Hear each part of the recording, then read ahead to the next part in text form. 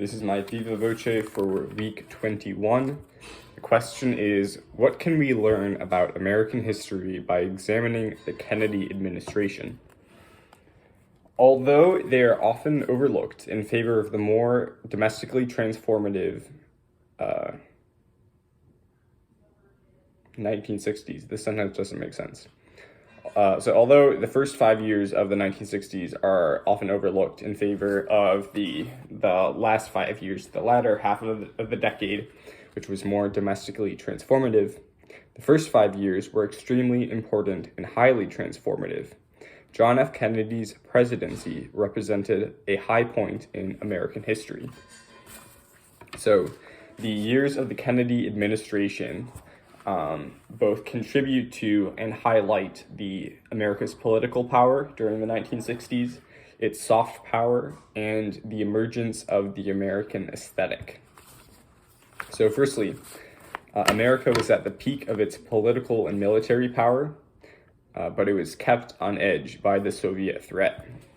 So Kennedy campaigns on the missile gap issue, the idea that supposedly the U.S. had a lot less nukes than the Soviets had, and so they really had to ramp up their military missile production.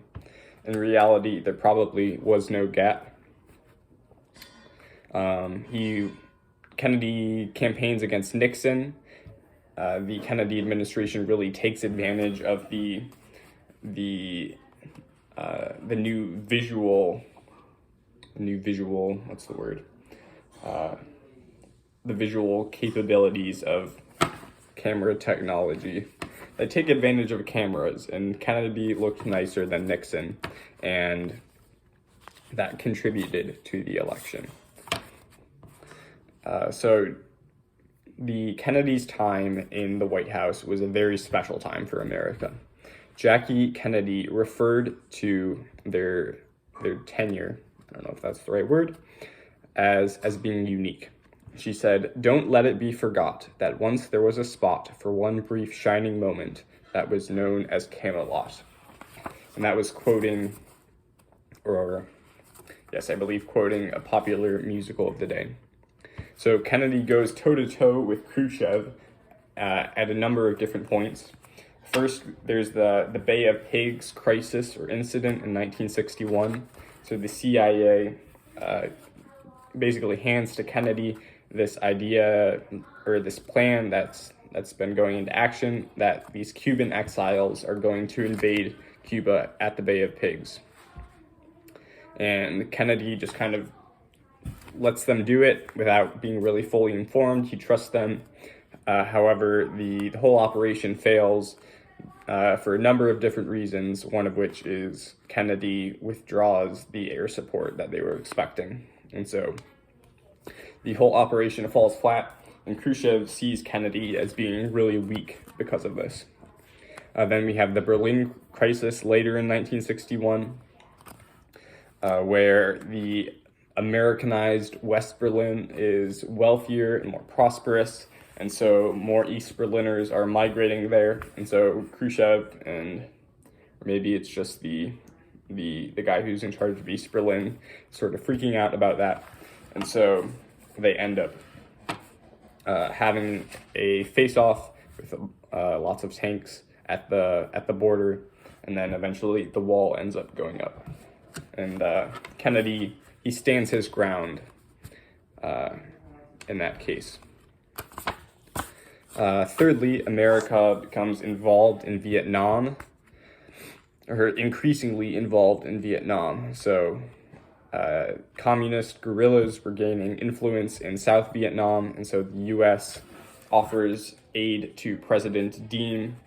At first, it's just intelligence operatives and military advisors, but later on, under, I believe it starts under Johnson, they start actually sending the military into Vietnam.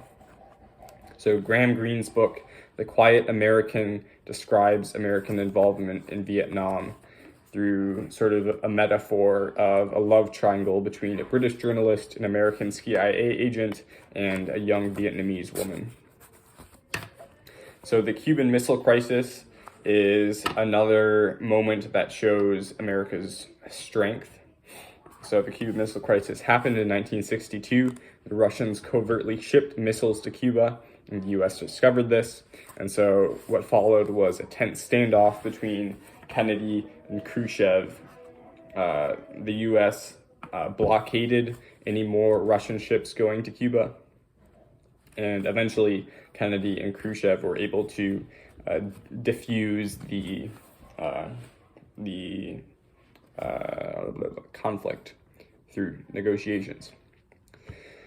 And during the Kennedy administration, the policy that was in place concerning nuclear weapons was deterrence through MAD, or mutually assured destruction.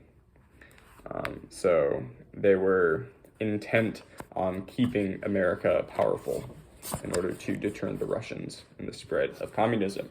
So secondly, the Kennedy administration highlights the soft power that America wielded in the early 60s. So cultural strength is often more important than political or military strength in actually influencing the outcome of history. Winston Churchill said, "The empires of the future are the empires of the mind." So the CIA also fought a cultural Cold War. So they had to demonstrate the superiority of American culture in arts and literature and a number of different ways, in music. So the CIA funded abstract expressionism. They funded tours that went around Europe and different galleries. The CIA had lots of connections with the Museum of Modern Art in New York. They also funded Encounter magazine initially, which was first published in 1953, which was a magazine that published or covered anti-Stalinist culture, and that appealed to the non-communist left. Louis Armstrong was appointed a Goodwill Jazz ambassador to the world.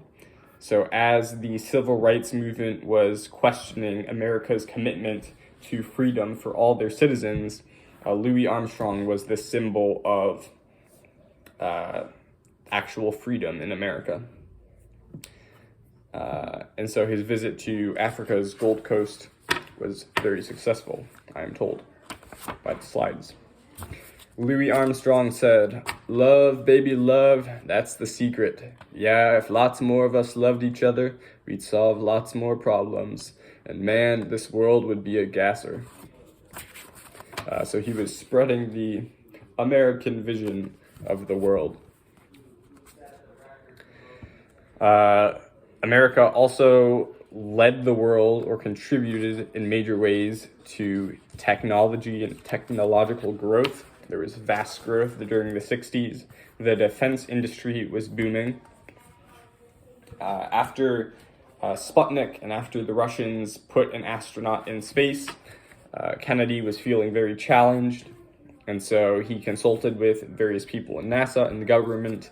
And on May 25th, 1961, he gave a speech in which he announced the U.S.'s goal of putting a man on the moon by the end of the decade. The Telstar satellite was another technological advancement that was really a huge leap, because it allowed people to communicate instantly around the world, across oceans, and lots of artists celebrated this new accomplishment because it allowed them to communicate with their loved ones far away. So the 60s was one of the times of the most change in terms of technology in history.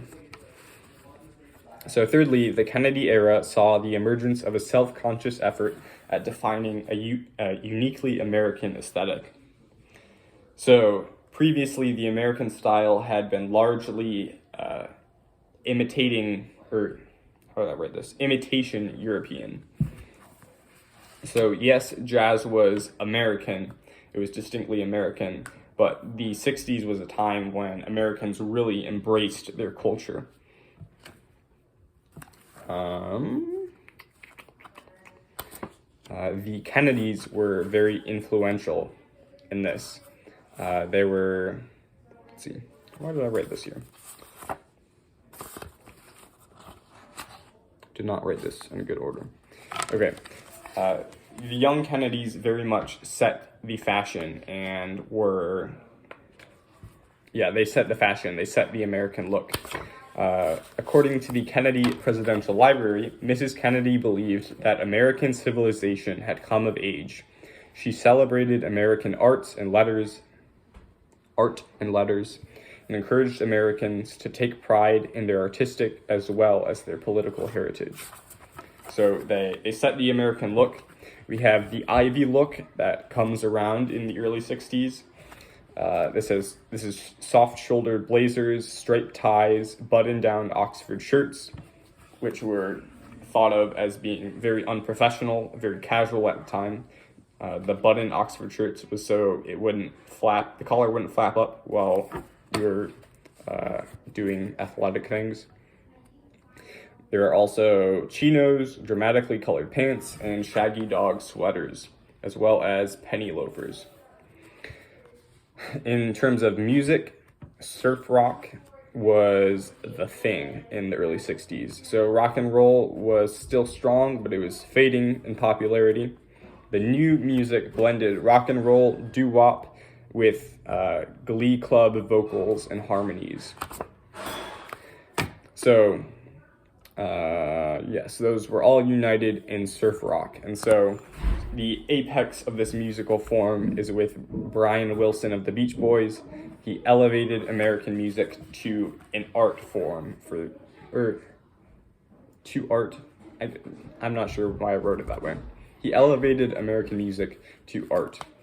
The song "The Warmth of the Sun" is one of their hits that really viscerally embodies the grief that they felt after JFK's death as well.